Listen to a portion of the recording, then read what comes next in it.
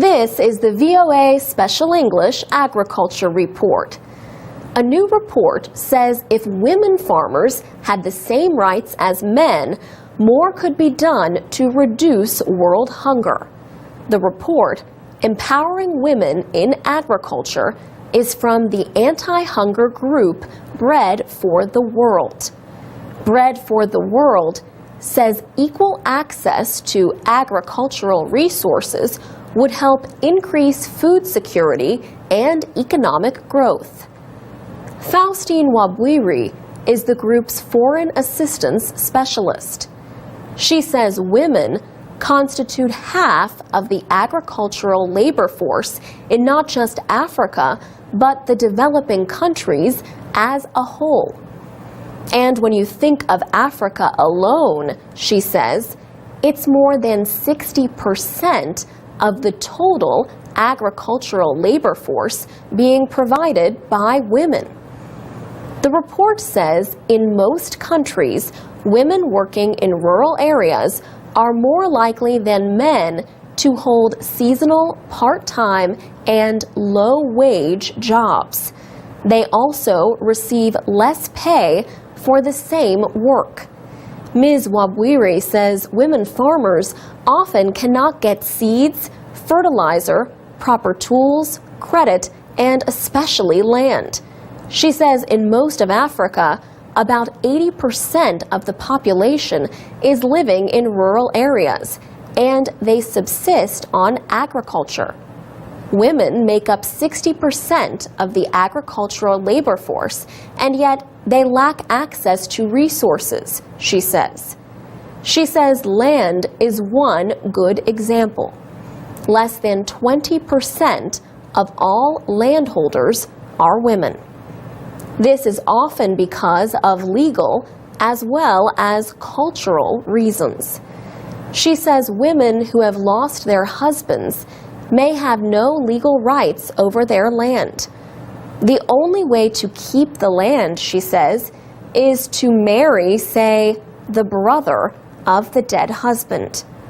Restrictions like these, she says, continue to impede women's ability to fully enjoy their human rights.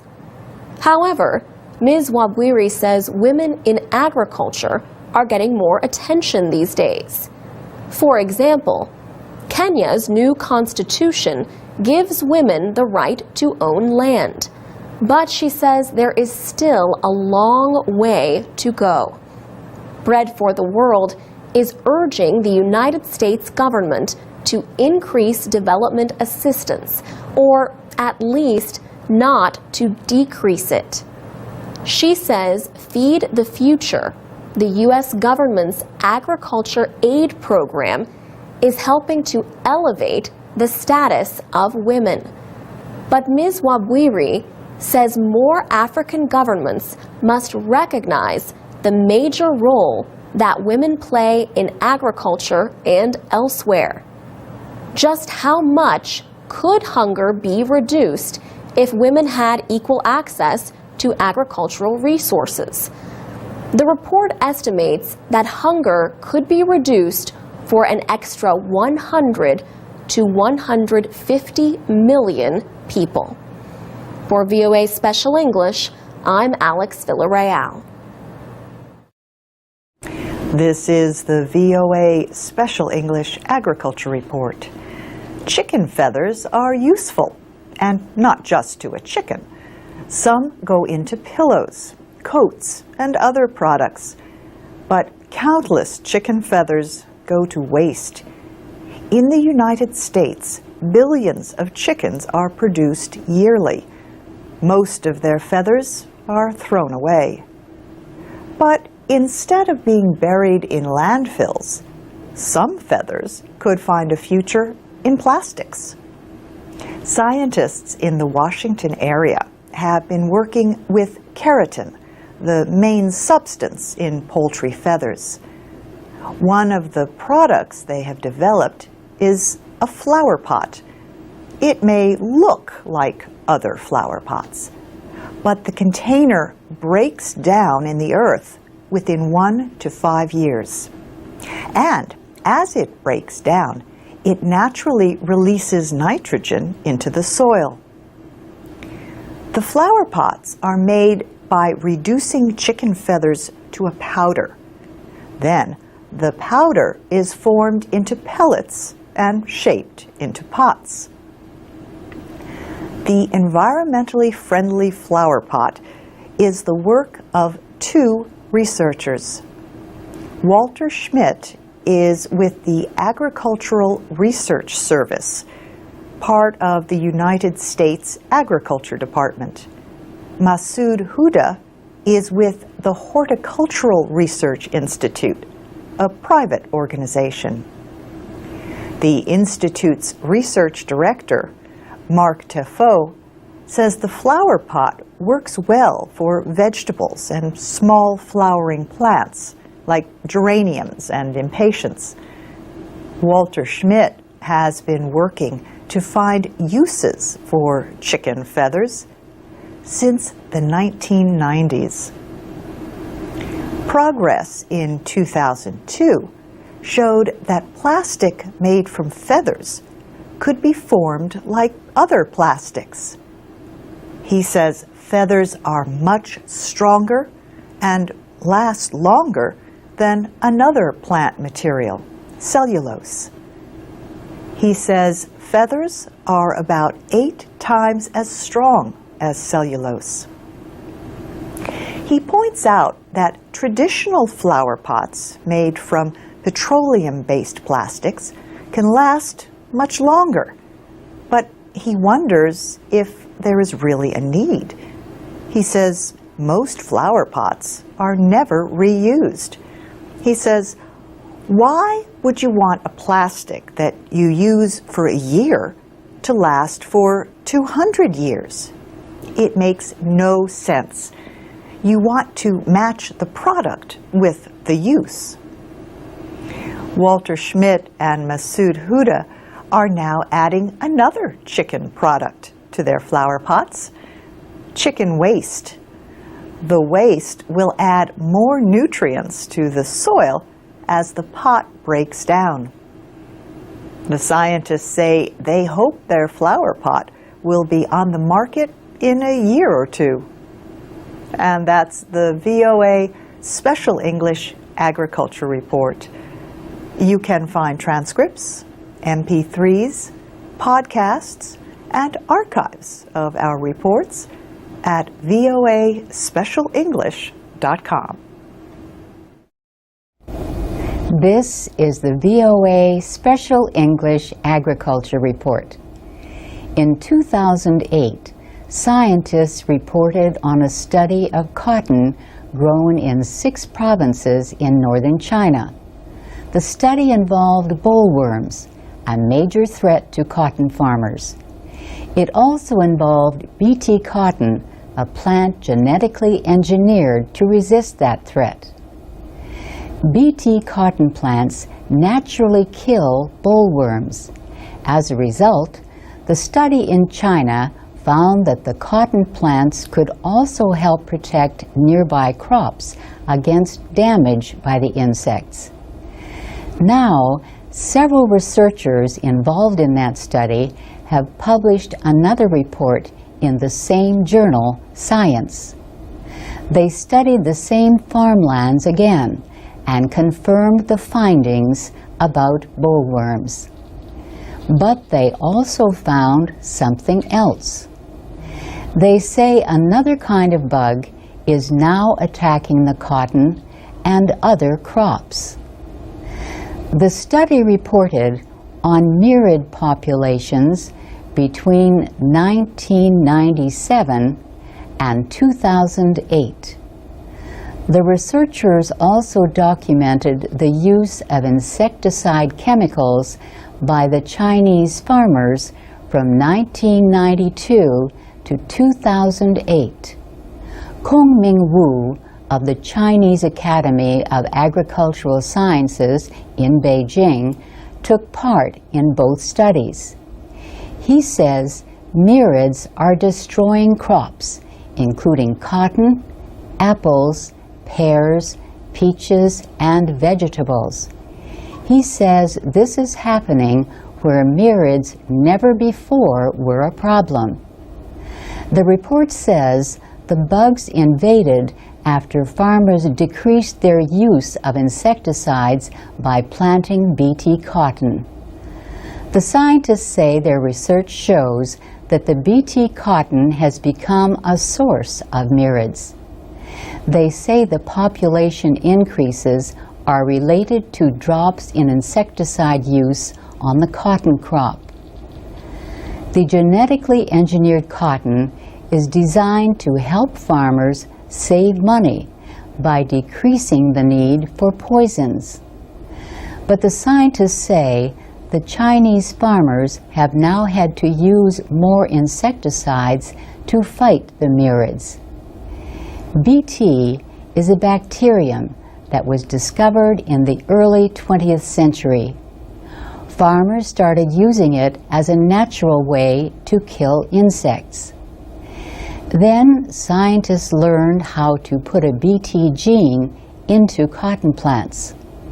Much of the cotton grown in northern China is a Bt variety made by Monsanto. Different companies produce Bt cotton. Around the world, farmers grow an estimated 16 million hectares of Bt cotton. And that's the VOA Special English Agriculture Report. Tell us about a time when you have tried to solve one problem, but unexpectedly produced another. Share your comments at voaspecialenglish.com or on our Facebook page at VOA Learning English. From VOA Learning English, this is the Agriculture Report in Special English. To walk the talk means to keep your promises, to do what you said you would do. Walk the Talk is also the name of a new report by the International Food Policy Research Institute. The group says there has been a lot of talk about fighting hunger, but not enough action. As a result, it says the international community could fall far short of the goal of cutting the number of hungry people in half by 2015. The report says an estimated 870 million people were hungry last year. 2 billion did not get enough micronutrients, vitamins, and minerals. Shagan Fan is the Institute's Director General. He described 2012 as a mixed year for progress against hunger. He says African countries, India, China, and Brazil continue to invest in agriculture. Donor agencies, he says, including the World Bank and USAID, have also increased their investment in food security and nutrition. But he says a lack of political will limited progress on food security. After the food crisis in 2008 and 2009, many promises were made to increase investment in smallholder agriculture. These small farms are often headed by women. Shagan Fan says not all those promises have been kept. Supporters of greater agricultural investment in poor countries have often criticized farm support programs in rich nations. They say subsidies hurt food production and sales in developing countries. Now, many countries, including India and China, are also turning to subsidies. Shagan Fan says that needs to change. He says it's time the international community walked the talk on food security. For VOA Learning English, I'm Carolyn Presutti. I'm Alex Villarreal with the VOA Special English Agriculture Report. An international group has set the limit for the 2011 catch of bluefin tuna in the eastern Atlantic and Mediterranean Sea. The limit is just under 13,000 metric tons. That is 600 tons less than the 2010 quota, a reduction of 4%. Conservation groups criticized the move, saying the cut is not big enough to support the recovery of bluefin tuna in the Mediterranean. The International Commission for the Conservation of Atlantic Tunas set the catch in November in Paris. Delegates to the commission represent the governments of 48 fishing nations. In 2006, the Commission established a plan to stop overfishing. The goal is to rebuild bluefin populations in the eastern Atlantic and the Mediterranean by 2022. The European Commission had called for reducing the catch in 2011 to 6,000 tons to improve the chances for the huge and highly valuable fish. But Mediterranean members of the European Union rejected that proposal even before the 10-day meeting began. Still, EU Fisheries Commissioner Maria Damanaki said the meeting took a step in the right direction for sustainable management of bluefin tuna. The fishing industry wanted to keep the existing catch limit. Atlantic bluefin can grow 3 meters long and weigh as much as 650 kilograms. France, Italy, and Spain catch most of the Atlantic bluefin eaten in the world. Most of the catch goes to Japan. Japan called for stronger action against illegal fishing and underreporting of bluefin catches. Conservation activists say the eastern Atlantic has only about 1/4 as many bluefin tuna as it did in the 1950s. And the population in the western Atlantic has dropped by more than 80% since 1970. Environmental groups say illegal fishing and underreporting might mean there are even fewer bluefin than estimates suggest. The Center for Biological Diversity, an activist group, recently launched a boycott of the prized fish. It says thousands of people around the world have signed a promise not to eat bluefin tuna or spend money at sushi restaurants that still serve it. Susan Lieberman of the Pew Environment Group in Washington says people should care what happens to fish that are important to the environment of the sea. For VOA Special English, I'm Alex Villarreal.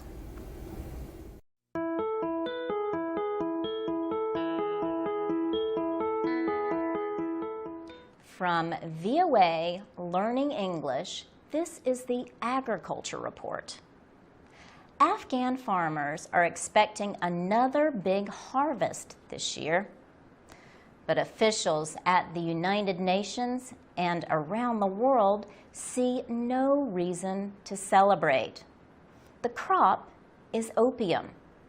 Farmers have been busy harvesting their opium poppies. One farmer in Helmand province says wheat and corn bring too little income. He says people in Helmand cannot feed themselves by growing food crops.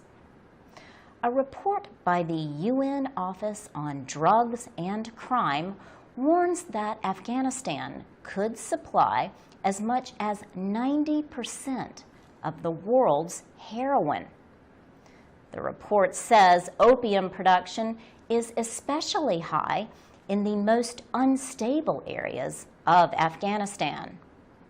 These are areas where the surge increase in American troops helped beat back Taliban influence.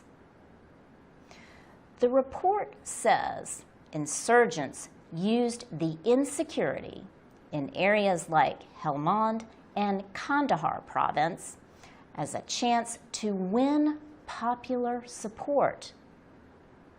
They also assisted opium farmers with their crops. The UN says poor weather and crop disease led to a reduction in the supply of opium last year, which drove up prices. The higher price of opium makes more farmers want to grow poppies. The UN says this is the third year in a row that opium poppy growing has increased in Afghanistan.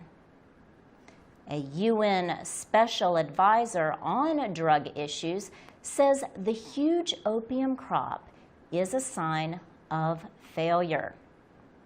He adds that while farmers are dependent on the income from opium, 1 million people in the country are addicted to the drug. The increase in production follows gains made by the government during years of effort to reduce the drug trade. For VOA Learning English, I'm Laurel Bowman.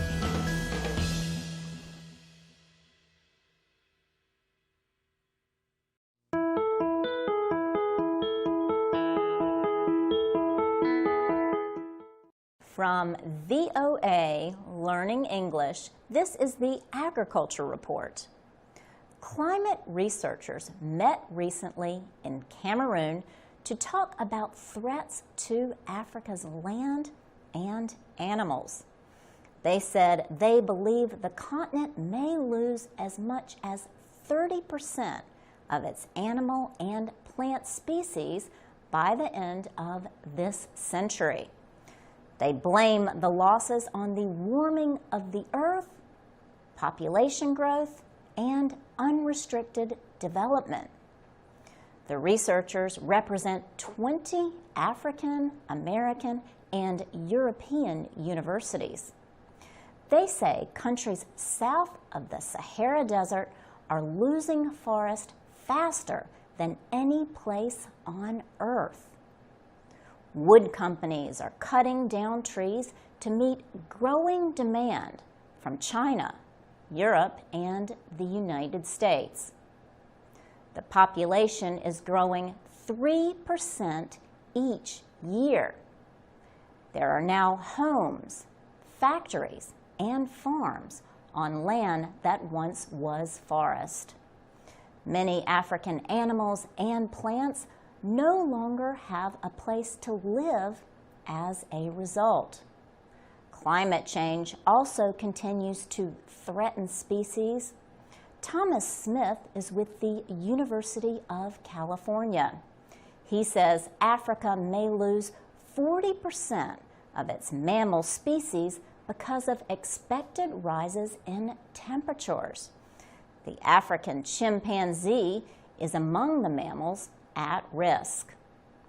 Mary Catherine Gonder is a professor at Drexel University in Philadelphia, Pennsylvania. She studies chimpanzees in the Congo Basin. She says their forest home is disappearing. She also says hunters continue to kill the animals to sell as food. The researchers say it is important to develop environmentally friendly economies. The Congo Basin area of Western and Central Africa has the second largest equatorial rainforest in the world. It is important to the lives of millions of people. For VOA Learning English, I'm Laurel Bowman.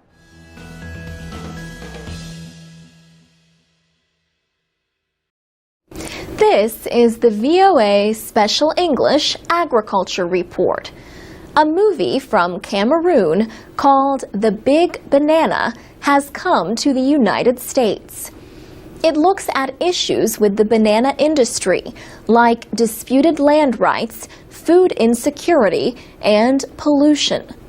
One Cameroonian woman in the film says the land belongs to local villagers, and they are asking operators of banana plantations to give it back. Frank Ameni Bialu directed the documentary film. He says officials prevented a showing in Yaoundé, the capital. He says making the movie was difficult and even led to his brief detention. I got arrested because the chief of that part of the village did not want me to film because he is being paid by the banana company. You understand, the thing is, everything around that area is controlled by the company. If you look at the congressman of the region, he is also the director of public relations of the company. The Minister of Trade of Cameroon is also president of the board of directors of the company. The company, Plantation du Haut Panja, is French and American owned. Representatives would not talk to the filmmakers. The company and Cameroonian officials did not answer a request for a VOA interview. Mr. Bialu says large parts of fertile land in Cameroon are being used for banana exports. As a result, local residents have more and more difficulty growing their own food or finding food to buy. Also, the use of pesticide chemicals is blamed for polluting water and causing health problems. Villagers accuse the company of destroying their fields to expand the banana plantations after getting land leases from the government. Mr. Bialu says the problem exists across Africa as foreigners increasingly invest in agricultural land. He says government corruption is stronger than the people's traditional rights to the land. When a company arrives and just shows the money, the big cash, what happens is the government just gives them the land that they want, and these people cannot defend themselves because they do not have any rights on that land. Amira Woods, from the American-based Institute for Policy Studies, helped organize the showing of The Big Banana. She says, because of threats from multinational corporations, from sovereign wealth funds, whether it is Saudi Arabia or Iran, the list is actually growing of countries that are looking to Africa as a source of access to land when arable land is becoming much more scarce on this planet. For VOA Special English, I'm Alex Villarreal. I'm Alex Villarreal with the VOA Special English Agriculture Report. Teff is a common part of the diet in Ethiopia and other parts of Africa. This nutritious grain is very small. It has a mild, nutty taste. People use teff flour to make bread and other foods. Now, teff is finding new uses in foods for people with celiac disease. People with celiac disease cannot process gluten. Gluten is a protein in wheat, rye, and barley. Glutens can be found not just in foods, but also medicines and other products. The immune system is supposed to protect the body, but celiac causes the immune system to damage the small intestine. The disease can cause stomach pains, bloating, and diarrhea. It can also cause weight loss and make people feel continually hungry. It interferes with the body's ability to absorb nutrients from food. In the past, celiac disease was considered rare and limited mostly to people of European ancestry. The rate of reported cases was 1 in 10,000 people. Today, the estimate is about 1 in 133 Americans. But celiac researcher Alessio Fasano says until recent years, not much was known about the disease. Dr. Fasano says studies show that the disease affects about the same percentage of the general public worldwide. That is about 1%. So it is not rare at all. Dr. Fasano directs the Center for Celiac Research at the University of Maryland School of Medicine. He says the disease can be very mild, but more serious cases can interfere with a child's growth. Adults can suffer liver damage, joint pain, and other problems. The main way to control the disease is to avoid glutens.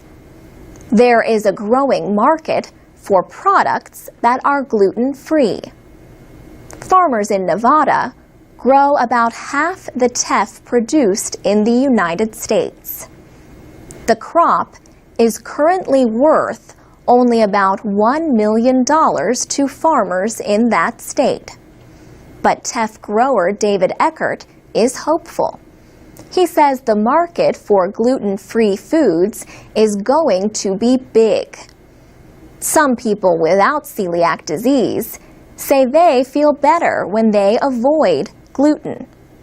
But many scientists question if this is really true. 7 years ago, Anna Quigg was surprised to learn that she has celiac disease. She says gluten-free products are much easier to find these days.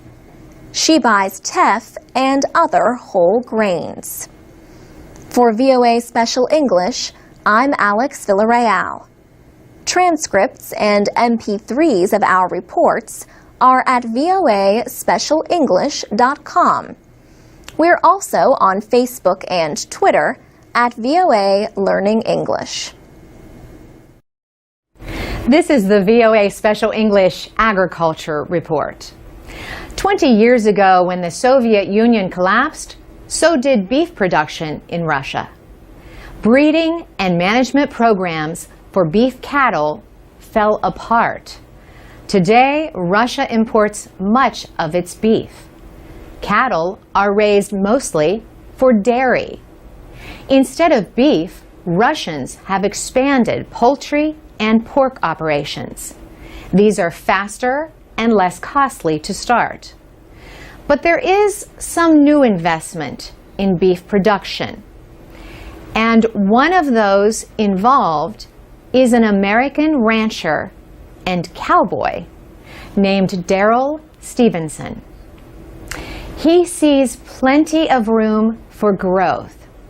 Russia's beef herd is less than 1% the size of the American herd. He says there is tremendous opportunity in Russia in terms of resources and available ground.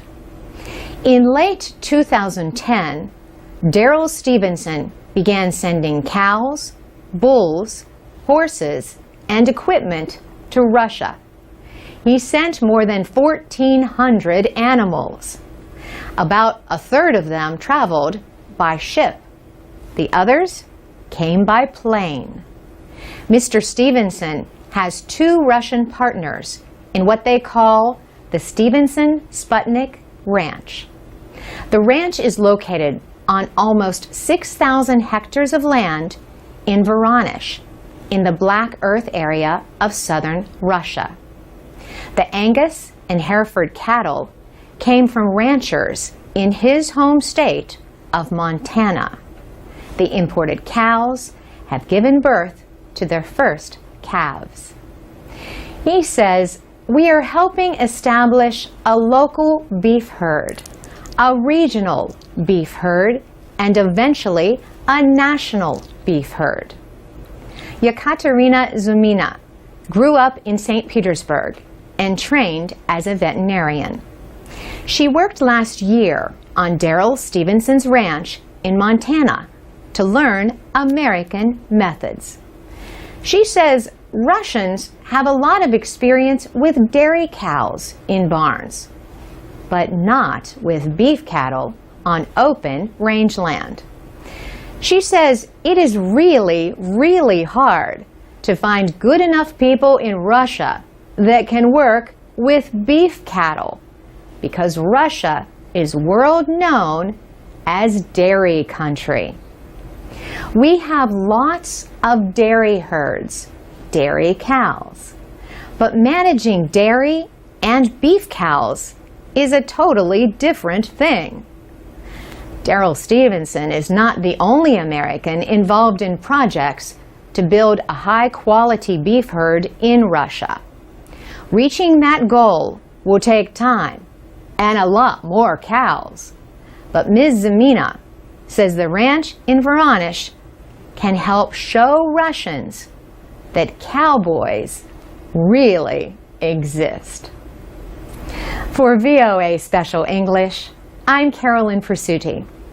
You can download MP3s of our stories and do English teaching activities at voaspecialenglish.com. I'm Alex Villarreal with the VOA Special English Agriculture Report. People who do not get enough vitamin A in their diet may develop night blindness. But in the developing world, a lack of vitamin A causes much more serious harm to children. The World Health Organization links vitamin A deficiency to as many as 250,000 child deaths every year. One excellent source of vitamin A is found in sweet potatoes with orange flesh. Orange sweet potatoes contain high levels of beta-carotene, which the body changes into vitamin A. Experts say orange sweet potatoes, specially bred for growing conditions in Africa, could help solve the lack of vitamin A there. But first, more people will need to be persuaded to eat them. Jan Lowe, with the International Potato Center, a research organization, says the sweet potato needs a better image in Africa. She said, "We do have an image problem with sweet potato in general in sub-Saharan Africa. It is seen as a crop of the poor." Ms. Lowe explains that sweet potatoes are mainly grown by poor women to feed their families in case another crop fails. The sweet potatoes commonly grown in Africa have white or yellow flesh, but they are low in vitamin A. Jan Lowe took part in a project to study how best to market orange sweet potatoes to Africans. She worked on an information campaign in Mozambique and Uganda. The campaign included radio messages about the nutritional benefits of the orange sweet potato. They advertised its ability to fight diseases, make you strong, clear your skin, and make you look healthy. In areas without radio, the campaigners spread the message through community theater. The performances included singing, dancing, and storytelling. And everywhere they went, the campaigners wore orange t-shirts and hats. They even drove orange vehicles. Jan Lowe says the color of the tuber made it easier to gain public attention. Dan Gustafson heads the Washington office of the United Nations Food and Agriculture Organization. He points to efforts in the past to increase the popularity of other nutritious crops. He says most of these efforts failed because organizers of the campaigns did not consider what people wanted to eat. But Mr. Gustafson sees a better chance for the efforts to increase the popularity of the orange sweet potato in Africa. For one thing, except for the color, the vegetable is similar to what people already use. For VOA Special English, I'm Alex Villarreal. This is the VOA Special English Agriculture Report. Some people say broccoli looks like small trees and cauliflower like gathered clouds. They think broccoli is only green and cauliflower is only white. But these nutritious vegetables also come in more colorful versions. One kind of cauliflower, for example, is orange, and broccoli can be purple. Broccoli and cauliflower are among the most nutritious vegetables. They are high in vitamin C, fiber, and other nutrients. And they contain substances that are believed to fight cancer. They belong to the cabbage or cole family. Other members include cabbage, collards, Brussels sprouts, kale, and kohlrabi. Agriculture experts at the Ohio State University Extension say broccoli and cauliflower grow best in cooler climates. They suggest planting them where the average daily temperature is between 18 and 26 degrees Celsius. Both crops grow best in sunshine and fertile, moist soil, but water should not be standing on the soil. Using mulch helps keep the ground moist and cool. Mulch also helps feed the soil and controls weeds. Broccoli and cauliflower can grow outdoors from seed or as small plants. Vincent Fritz of the University of Minnesota Extension suggests that results are far better with small plants. He says the vegetables should be planted so that they can be harvested before the hottest weather. Experts differ about how to space the plantings in the ground. One suggestion is to plant them in rows about 3/4 of a meter to nearly 1 meter apart. Then place broccoli plants about 20 to 30 centimeters apart in the rows. Set cauliflower plants 38 to about 46 centimeters from each other in the rows. As it grows, a cauliflower plant will start to form a head. The head contains flower buds that are tightly closed and at least 2 leaves wrapping it. Gather and tie the leaves over the head and do not wait for the buds to separate before harvesting. Harvest the center flower bud cluster of broccoli when it reaches the size you want and while the buds are still tightly together. Cut the main stem about 12 to 15 centimeters below the head.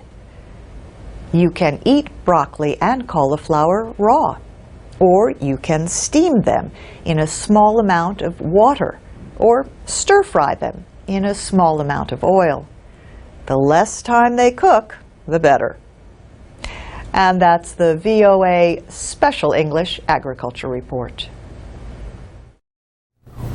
This is the VOA Special English Agriculture Report. Some pirates catch fish instead of ships. The problem is known as illegal, unreported, and unregulated fishing. Such fishing harms the productivity of fisheries and hurts developing countries especially. The fish pirates can easily land in ports that are not well controlled. Then they sell their catch at prices too low for the local fishing industry to compete. The catch may enter international markets, yet rob communities of needed food and raise the risk of fishery collapse. In November, the Governing Conference of the United Nations Food and Agriculture Organization approved a new treaty. The agreement, once it takes effect, will be the first under international law to target this problem. It has a long name: the Agreement on Port-State Measures to Prevent, Deter, and Eliminate Illegal, Unreported, and Unregulated Fishing. The FAO says that by signing the treaty, governments promise to take steps to guard their ports against ships involved in such fishing. The behavior of a fishing boat is mainly the responsibility of the nation whose flag it flies. The new treaty is directed at countries where fishing ships enter port. The aim is to get the countries to identify, report, and deny entry to offending vessels. To land, foreign fishing ships will have to request permission from ports that are able to inspect them. And before they arrive, they will have to send information on their activities and the fish they are carrying. If a ship is denied entry, other ports will be told, and the nation whose flag it is sailing under must take action. The agreement will take effect once 25 countries have ratified it into law after signing it. 11 members of the Food and Agriculture Organization immediately signed the treaty. They included Angola, Brazil, Chile, the European Union, Indonesia, and Iceland. The others were Norway, Samoa, Sierra Leone, the United States, and Uruguay. Activists with the Pew Environment Group say countries should use the measures even before the treaty takes effect. The group notes that a past fishing treaty took almost 10 years to come into force. But the director of international law programs at Southern Illinois University is more hopeful. Cindy Buys thinks the treaty might take effect in only about a year. But she points out that the success of the treaty depends on the ability of nations to enforce it. And that's the VOA Special English Agriculture Report. From VOA Learning English, this is the Agriculture Report in Special English. Thanksgiving Day is a national holiday that Americans celebrate on the fourth Thursday in November. This autumn festival is traditionally celebrated with family and friends over a big meal that takes hours to prepare. The meal usually includes turkey, served along with dishes like cranberry sauce, sweet potatoes, green beans, and pumpkin pie. The turkey is usually seasoned and roasted in an oven, but some people fry the bird in oil or cook it on a grill. The National Turkey Federation estimates that Americans ate 46 million of the birds during last year's holiday. About 2/3 of the turkeys raised in America came from 6 states: Minnesota, North Carolina, Arkansas, Missouri, Virginia, and Indiana. Turkey is eaten all year, not just during the holidays. Americans have been consuming an increasing amount of turkey, although chicken, beef, and pork are still more popular.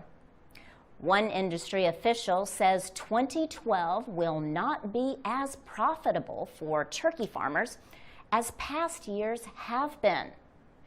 Feed costs are up, while turkey prices are about the same. The Pilgrim's Feast in 1621 is often considered the nation's first Thanksgiving. The Pilgrims were early settlers of the Plymouth colony in what is now Massachusetts. They held a 3-day feast to celebrate a good harvest. During the Civil War, President Abraham Lincoln declared the last Thursday of November a national day of Thanksgiving. As the Great Depression was ending, President Franklin Roosevelt established the holiday on the month's 4th Thursday. He did not want to shorten the Christmas holiday shopping season in years when November has a 5th Thursday, as it did this year. For VOA Learning English, I'm Laurel Bowman. I'm Alex Villarreal with the VOA Special English Agriculture Report. For American soldiers, the move from the military to civilian life is not always easy. Military veterans have a 35% unemployment rate. This is more than 3 times the national average. And an estimated 100,000 veterans are homeless. The federal government and private organizations offer programs to help veterans. One private program is called Archie's Acres. It is on a 2-hectare farm in Southern California. Marine Sergeant Colin Archiplay returned to the United States after serving 3 tours of duty in Iraq. He and his wife, Karen, bought a farm in Southern California. They produce organic, hydroponic crops. They grow their tomatoes, lettuce, and basil in pure water instead of in soil. Karen Archiplay says her husband wanted to share the peace he found on his farm with other veterans. So, the Archiplays worked with the local Veterans Administration office. They wanted to help returning troops translate their leadership skills to private business. Archie's Acres is helping combat veterans become agricultural business owners. Colin Archiplay is expanding his program to teach business skills. And he plans to include active troops who are ending their service. He notes that many veterans suffer from post-traumatic stress disorder. This is made worse when they cannot find jobs and become homeless. He believes that the rate of PTSD would drop if soldiers could spend their last few months in the military learning skills so they could get jobs. In his new 6-week program, Colin Archiplay will teach agricultural skills, from planting to harvest. Karen Archiplay will teach marketing. Educators from the Small Business Administration are also involved. They will teach classes on how to operate a business. Colin Archiplay does not expect veterans completing the program will have any problems finding work. He hopes to expand his program to serve veterans on the East Coast.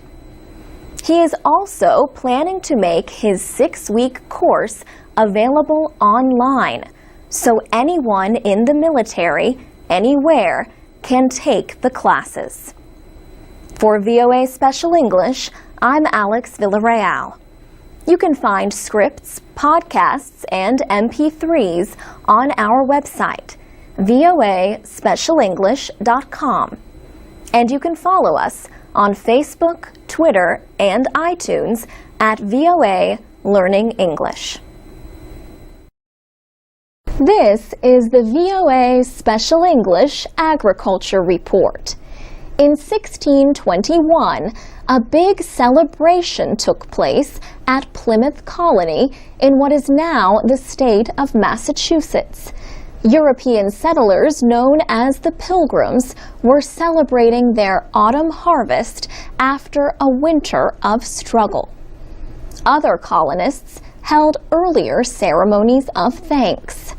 But the Pilgrims' 3-day feast is often called the nation's first Thanksgiving. President Abraham Lincoln declared a national holiday in 1863 during the Civil War. Today, families and friends gather on the 4th Thursday in November. And, thanks to the United States Census Bureau, here are some facts about where their Thanksgiving meal comes from. The main dish is traditionally a turkey. About 2/3 of the nation's turkeys are produced in Minnesota and 5 other states. Producers are expected to raise 248 million birds this year, 2% more than last year. Popular side dishes include cranberries and sweet potatoes. Last year, North Carolina grew more sweet potatoes than any other state. Wisconsin is expected to be the top cranberry producer this year. People often finish the meal with pumpkin pie. Last year, Illinois grew the most pumpkins. California, New York, and Ohio were also major pumpkin producers. Thanksgiving is a big event, but buying a traditional holiday meal can be a struggle for the poor. So charity groups often hold food drives.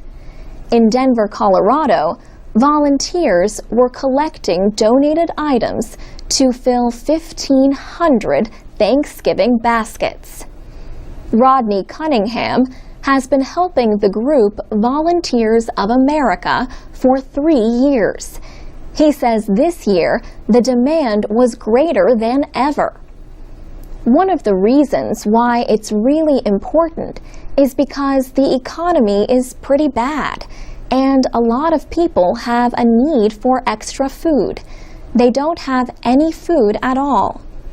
Jim White, Community Affairs Director at Volunteers of America, says people donated a lot of food. These individuals donated over 148 tons of food, but it takes a huge amount of food, as you can imagine, to do 1,500 food baskets complete with stuffing and cranberries and pumpkin and fresh produce, and then they are all topped off with a 15-pound frozen turkey. Mr. White says volunteers come from all over Denver to help. Thanksgiving should be viewed as a verb, not a noun. And what better way to give thanks than to help somebody out that you know is struggling right now?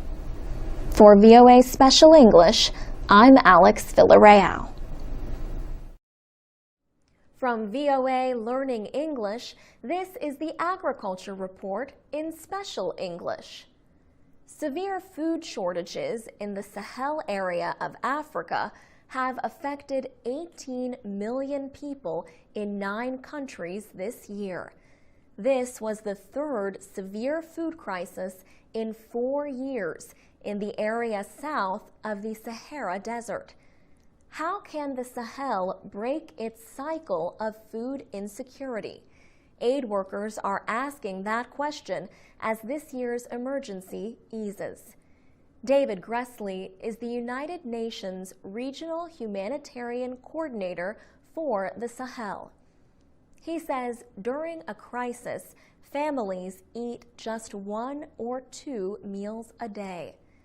They take their children out of school, and they sell their animals and go into debt. These actions put them at greater risk in a future crisis. In fact, many of the families affected by this year's food crisis have yet to recover from earlier ones. Aid agencies sent food and emergency assistance. They supplied farmers with drought-resistant seeds, improved fertilizers, and medicines for livestock. Aid groups also worked to improve irrigation systems and grain storage.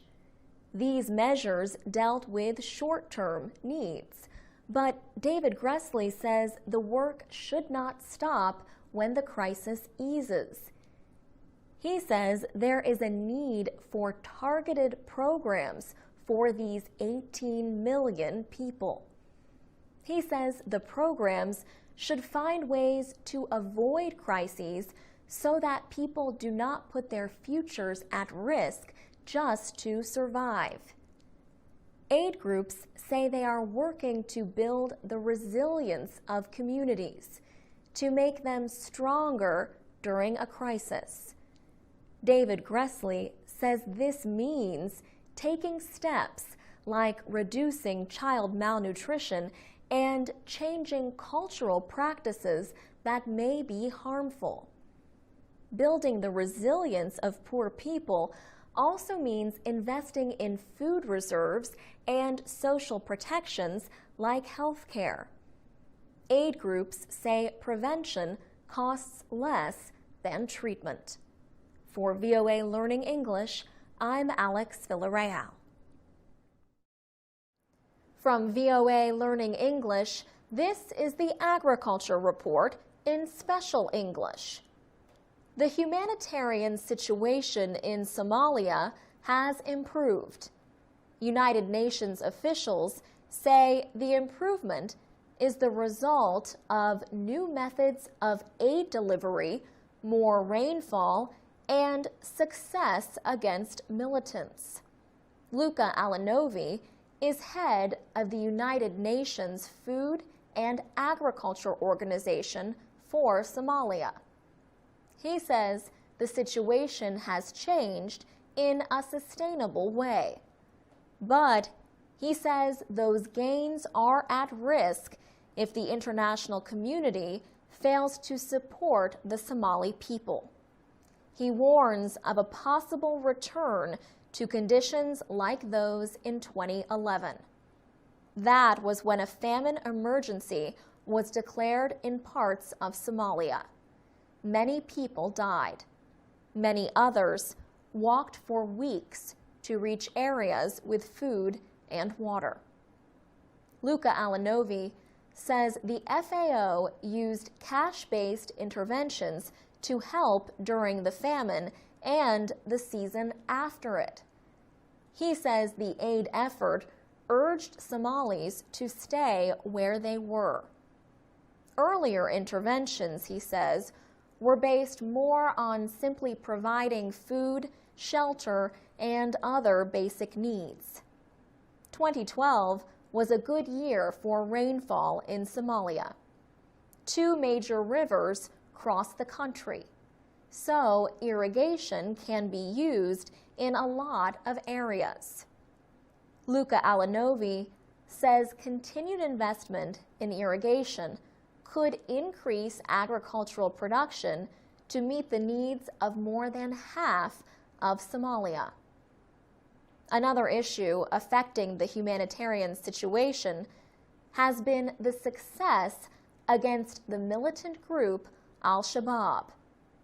Forces from the African Union, known as AMISOM, along with those from the Somali government and Kenya, have driven militants from many areas. But Luca Alanovi says many rural areas remain under Al-Shabaab's control, and the military operation continues. For VOA Learning English, I'm Alex Villarreal. This is the VOA Special English Agriculture Report. Trees and plants are called ornamentals if their main job is to add beauty and interest to a garden. Dogwood trees, for example, are a popular ornamental in parts of the United States. They produce white or pink blooms in the spring. Cherry and plum trees can also add beauty to landscaping, even if they never produce fruit. Ornamental trees and bushes or shrubs can serve other useful purposes besides just looking good. Some also smell good and can be used to make scented oils, for example, lavender and lilac. Ornamentals can be used to mark the border of a property or to provide privacy from neighbors. They can be used to hide trash cans and storage sheds. Most ornamentals have the same needs as other plants: water, mulch, pruning for shape, and inspection for pests. But Master Gardener Bob Orazi says most of them take care of themselves after the first 6 months. Bob Orazi is a horticultural advisor in Howard County, Maryland. Years of experience have shown him that people often decide to plant an ornamental bush when they see one in bloom. They might see the yellow blooms on a forsythia bush, one of the first signs of spring, and decide to plant one. But he says most ornamentals are better to plant just before their leaves open. Some ornamentals and other plants are sold with their roots in a ball of dirt held together with burlap. But David Robson of the University of Illinois Extension says more and more plants are grown in containers. They are easier to ship that way. However, the roots may become encircled by growing around and around in the pot. So his advice is to pull the plant out of the container, then cut the bottom half of the root ball into 4 parts. This process is known as butterflying. The bottom of the root ball will look something like the spread open wings of a butterfly. David Robson says planting the root ball this way will produce much faster growth on a tree or shrub. But you have to remember that by butterflying, you are cutting down the overall height of the root ball. So his suggestion is to butterfly it first, then measure how tall the root ball is before digging the hole. Make sure not to dig too deep.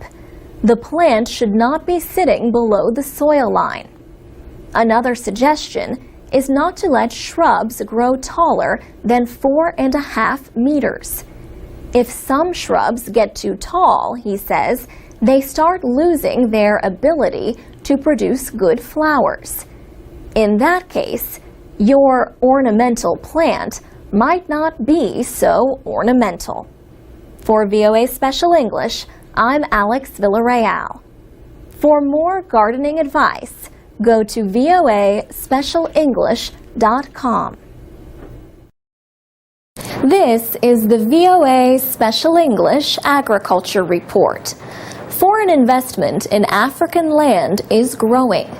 Countries like China, Saudi Arabia, and South Korea are leasing or buying millions of hectares to grow food for their people. Research shows that many large land deals lack protections for small farmers. Contracts may guarantee leases for up to 99 years, leaving local people without land for generations. Better practices balance exports with local food needs and give farmers ways to enforce promises by investors. They also make clear what kinds of jobs and how many jobs will be created. Smallholders can gain influence if they form cooperatives or unions, or have the support of non-governmental organizations. There are different business models for cooperation between investors and local farmers. Lorenzo Cotula is a senior researcher at the International Institute for Environment and Development in London. One popular method, says Mr. Cotula, is contract farming.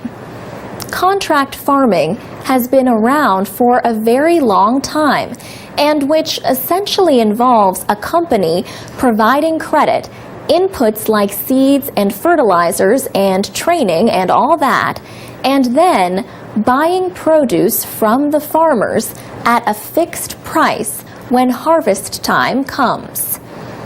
Companies usually deduct the cost of the inputs from the final purchase price. He says contract farming represents up to 60% of tea and sugar farming in Kenya and 100% of cotton farming in Mozambique. Contract farming may give farmers more access to markets for high-value crops. But Mr. Cotula found that contracts often go to wealthier farmers. Poorer farmers often work as labor on the contracted farms. The price that companies pay to farmers may be low, and companies might not honor purchase agreements when market conditions change. Also, growers may go into debt when the company deducts payments for inputs from the final purchase price. Another business model is a joint venture.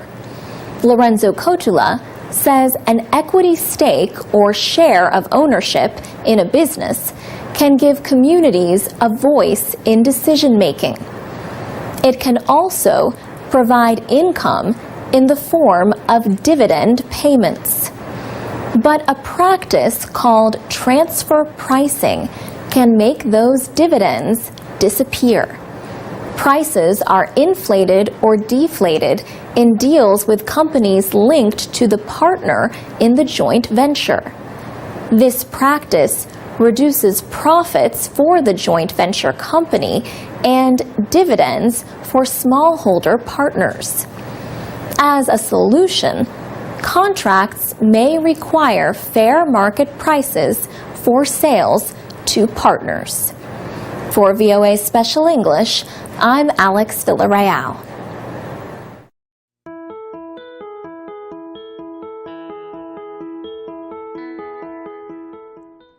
From VOA Learning English, this is the Agriculture Report. Kenyan farmers say a British ban on the plant known as cot will seriously affect their businesses and economy. Exports of cot, also called miraa, are worth a lot of money to Kenya. The farmers have exported the plant mainly to European countries and Somalia. Cot is grown in the colder climates of central Kenya. For years, people have been using it as a drug. Chewing the leaves of the plant can increase the heartbeat and make a person feel more awake. Some Kenyan politicians and khat traders have called on the government to open talks with British officials to convince them to cancel the ban on khat. They say ending the ban would save Kenya's khat industry from collapse. Kipkorir Menjo is the director of the Kenya Farmers Association. He says the ban will affect tens of thousands of people. In July, British Home Secretary Theresa May banned the leafy stimulant. She warned that traders could use Britain to move khat illegally to other European countries.